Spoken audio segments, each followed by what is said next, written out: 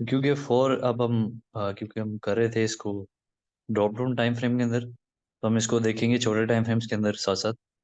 तो 4 आवर के ऊपर थी लास्ट जो हमारी क्लास थी, हमने गेम स्टार्ट की है सेकंड।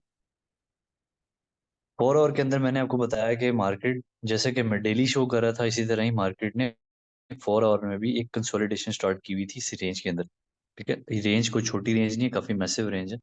इसको हम कैलकुलेट भी कर लेते हैं, देखते रहते हैं साथ साथ। तो ये हमारे पास कम से कम कोई जो है 248 पिप्स की रेंज है। ठीक है, 24.8 जो लिखा होता है इसको आपने मल्टीप्लाई करना है 10 से, तो 248 पिप्स की जो है ये रेंज है। बहुत बड़ी रेंज है मैसिव। ठीक हो गया। तो अब मार्केट ने जब इसको ब्रेक किया है, तो इसको करना ये चाहिए था कि इसको मार्केट को ऊपर जाना चाहिए था, पर मार्केट ने क्या किया, रिजेक्शन दी और वापस नीचे। अब देखें, हम लेवल्स मार्क करते हैं एज अ रिटेल ट्रेडर। एक मिनट, हमारी रिकॉर्डिंग हो रही है। एज अ रिटेल ट्रेडर हमारा यही काम है कि हमने अपने एनालिसिस लगाने, एनालिसिस जो है करने के बाद हमने उसके ऊपर स्ट्रॉन्ग रहना है।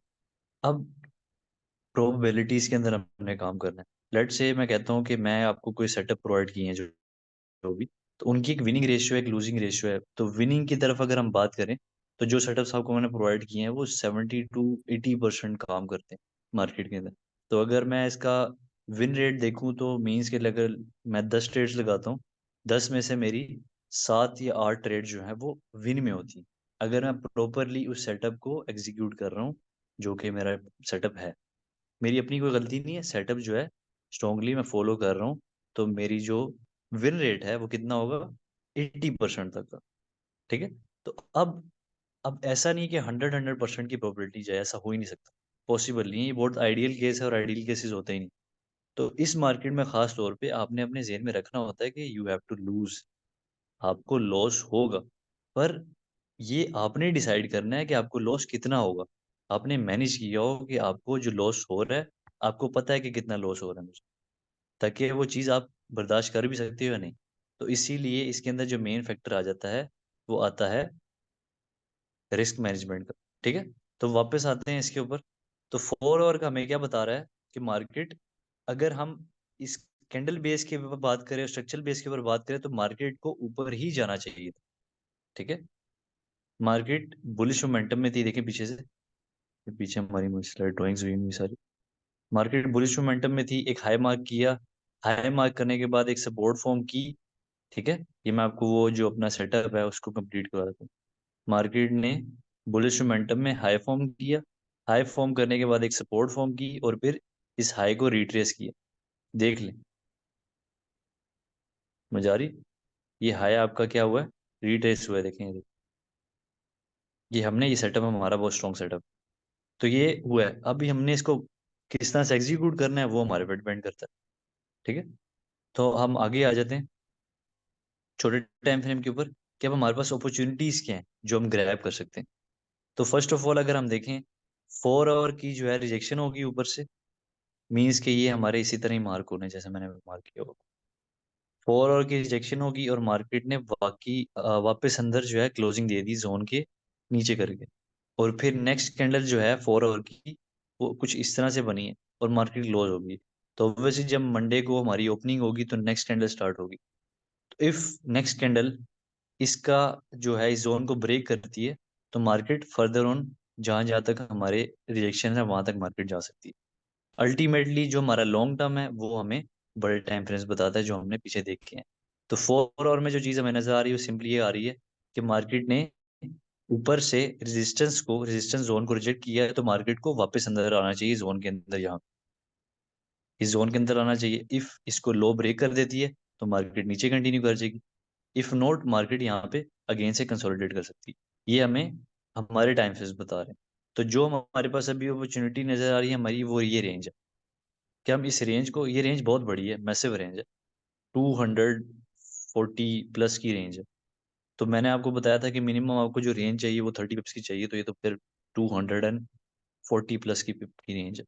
तो इसमें आप ट्रेड कर सकते हो बहुत ईजीली, बहुत ईजीली ट्रेड कर सकते हो आप इसके ऊपर।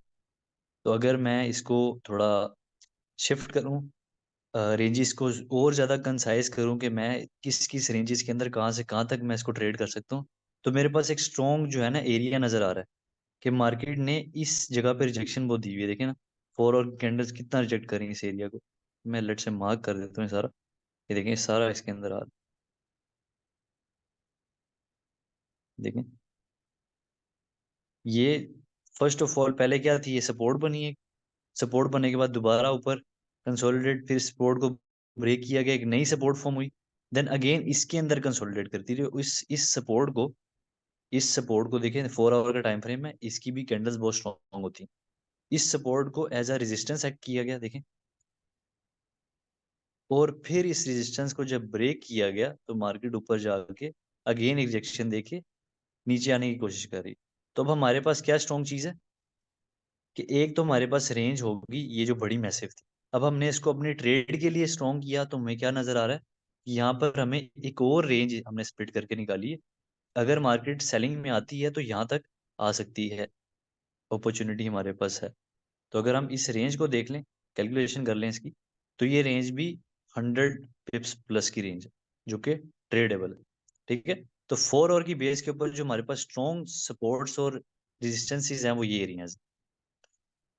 फर्स्ट ऑफ ऑल ये यहाँ से रिजेक्ट करके मार्केट नीचे आई। अब मार्केट अगर नीचे जाना चाहती है तो कहाँ तक जाएगी, इस एरिया तक। क्लियर होगी बात। तो अच्छा। ये मान, मैं रिज्यूम करता हूँ। मैंने भी बात की कि हमने लेट से एज्यूम कर लेते हैं इस एरिया को आप स्किप कर दें। लेट से मैं आपको एग्जांपल समझा रहा हूँ। इस एरिया को आपने क्या कर देना है, स्किप। ठीक है, इस एरिया को बिल्कुल ही आपने स्किप कर देना। लेट से मार्केट इस जोन को नहीं तोड़ पा रही, मार्केट इससे ऊपर ऊपर ही रह रही है, तो मैं देखूं अगर दिसंबर से लेकर अभी जनवरी के मंथ तक मार्केट एक महीना इससे ऊपर ऊपर ही है। इसको भी छोड़ दें, समझाना चाह रहा हूँ। तो अब इस जोन को ब्रेक करने के लिए मार्केट में इतना सेलिंग प्रेशर है ही नहीं कि इसको तोड़े। तो अब एक ही चीज इसको तोड़ सकती है, वो हमारे पास सिंपली क्या है, न्यूज।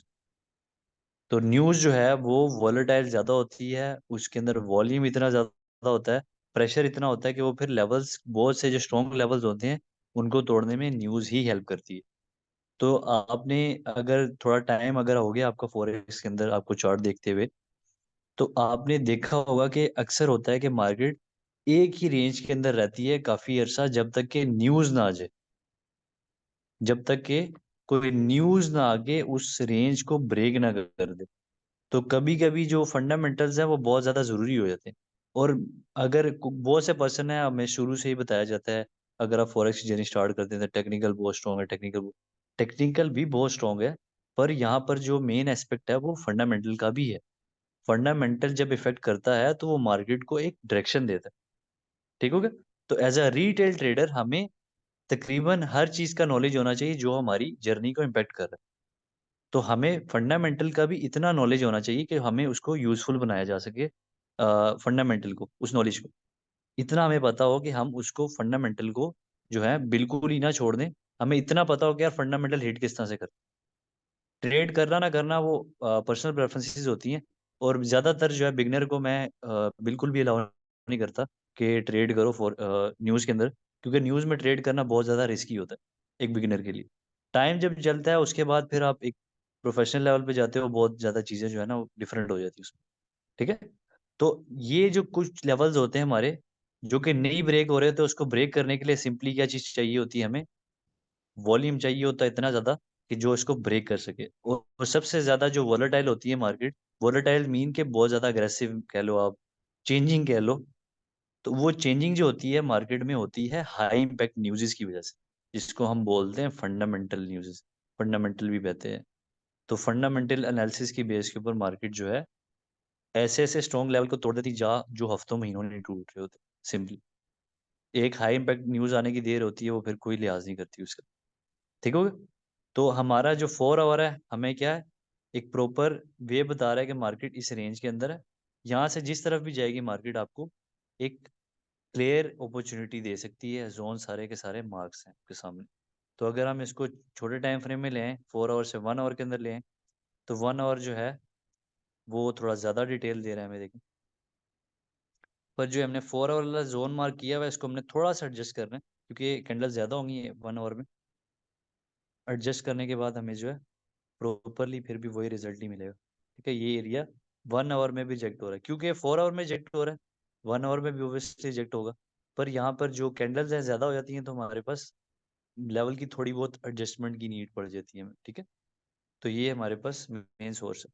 तो 1 आवर की बेस पे अगर हम देखें, तो 1 आवर हमें क्या बता रहा है, ऊपर रिजेक्शन हुई हुई है। ठीक है, नीचे तो वैसे ही ये एक सपोर्ट जोन चल रहा है। ठीक है, तो मार्केट जो है इस एरिया को एज अ रेजिस्टेंस सेट कर रही थी, अब ये सपोर्ट हो गई है, तो मार्केट यहाँ से रिजेक्ट कर सकती है। तो 1 आवर हमें ये चीज़ बता रहा है कि एक तो हमारे पास ये एरिया सारा का सारा, और सेकेंडली हमारे पास क्या है, ये रिजेक्शन है। मार्केट ने 1 आवर के टाइम फ्रेम के अंदर क्या किया होगा, रिजेक्ट किया खुद को। ठीक है, तो ये हमारे पास 1 आवर की बेस के ऊपर रेंज आ गई। ठीक है ना, 1 आवर की बेस के ऊपर। अगर हम मोस्ट रिसेंटली भी देखें 1 आवर की कैंडल्स को डिटेल में थोड़ा, कैंडल्स को आपने लाजमी देखना है क्लोजली। तो ये देखें, यहाँ पे भी क्या हुआ होगा,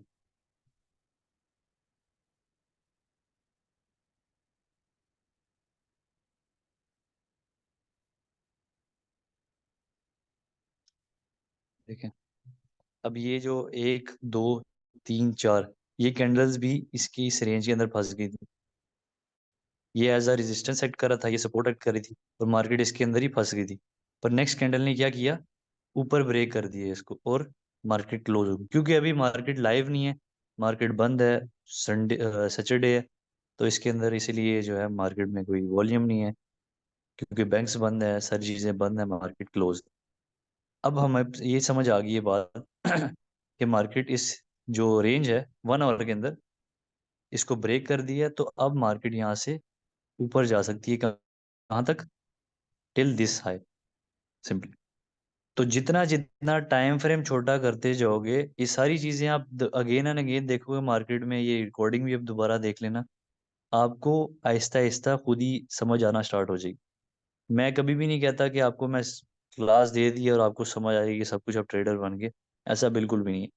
जितना ज़्यादा सिंपली मैं आपको सिखा रहा हूँ, उतना ज़्यादा आपने साथ साथ टाइम भी देना है, ये मस्ट है, ताकि आपने जो सीखा है वो देख सको। देखें, सिंपली ये नेचर है ह्यूमन की, खास तौर पे पाकिस्तानी की तो ज़्यादा है, जब तक उसको कोई चीज़ दिखा ना दो, तो वो अच्छे से परफॉर्म नहीं कर पाता उसके अंदर। तो आपको अपनी साइकोलॉजी को मेंटेन रखना है, और जो चीज़ आप खुद देख के एनालिसिस करके करते हो वो ज़्यादा स्ट्रांग होती है उससे कि आप दूसरे के कहने पे करो। ठीक है, तो आपने सीखना भी है साथ मुझसे, और खुद भी करना है, तब ही आपकी जो प्रॉफिटेबिलिटी है वो बहुत ज़्यादा इंक्रीज हो जाएगी और तेज़ हो जाएगी। आप बहुत जल्दी प्रॉफिटेबल हो जाओगे इंशाल्लाह।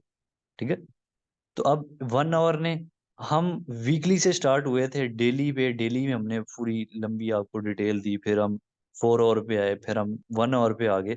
1 आवर ने हमें जो है और ज़्यादा डिटेल दे दी। अब हम 30 मिनट में जाते हैं, 30 मिनट में देखें ज़रा, मार्केट ने एक और ज़्यादा डिटेल दे दी। यहाँ पे जो एक एक दो दो कैंडल्स थी, हमें 3 से 4 कैंडल्स नजर आ गए। तो मार्केट ने प्रॉपरली यहाँ पे क्या बताया, देखिए, कैंडल्स का जो बिहेवियर है वो तो सेम रहेगा ना। 1 आवर ने ब्रेकआउट दिया था, तो 30 मिनट ने भी दिया होगा ना, ऑब्वियसली, क्योंकि 30 मिनट छोटा है, उसके अंदर आता है। तो उसने भी ब्रेकआउट दिया, देखें, 30 मिनट का ब्रेकआउट देखें, बूम। तो 30 मिनट की बेस के ऊपर भी हमारे पास जो सॉरी, मोस्ट जो रिसेंट जोन्स होंगे, वो मार्केट टारगेट करेगी सिंपली। ठीक है, ये हमारे पास सिंपल बेसिस हैं चीज़ों के। और इफ इस 1 आवर और 30 मिनट की जो जोन्स हैं, इसके दरमियान में आपने कोई जोन मार्क किया हो जहाँ से 4 आवर की रिजेक्शन हुई हो, तो वहाँ पे ऑब्वियसली आपने वेट करना। ठीक है, तो इंशाल्लाह हम इसी तरह ही आप डेली जो है लाइव मार्केट के अंदर बैठेंगे, और हम देखेंगे कि मार्केट में क्या चीज़ कैसे होती है, हमने इसको पिक आउट कैसे करना। ठीक हो गया, तो सिंपली आपने बड़े टाइम फ्रेम से शुरू करना है, मार्केट को चेक करना, और एक एक कैंडल सारा कुछ आपने चार्ट भर देना है, इसकी कोई टेंशन नहीं लेनी। जोन्स लगाने हैं, मार्किंग करनी है, जहाँ जहाँ से सब कुछ मार्क करो, और जोन्स और लेवल्स के कलर चेंज कर लो, अगर आपको नहीं याद रहता कि ये जो मार्क किया था आपने जोन, ये किसका था, डेली में मार्क किया था या मैंने 4 आवर में किया था, तो कलर चेंज कर लो। एक कलर डिसाइड कर लो डेली के लिए, एक कलर डिसाइड कर लो 4 आवर के लिए, एक कलर डिसाइड कर लो 1 आवर के लिए, इस तरह करते करते पूरे एनालिसिस कर लो। ठीक है। तो ये हमारा एक ओवरव्यू था जिस तरह से मार्केट को देखा जाता है। अब इसके अंदर ट्रेड कैसे परफॉर्म करनी है, जो हमने सेटअप सारे देखे हुए हैं, वो सारी की सारी चीज़ें हम लाइव मार्केट के अंदर इंशाल्लाह देखेंगे।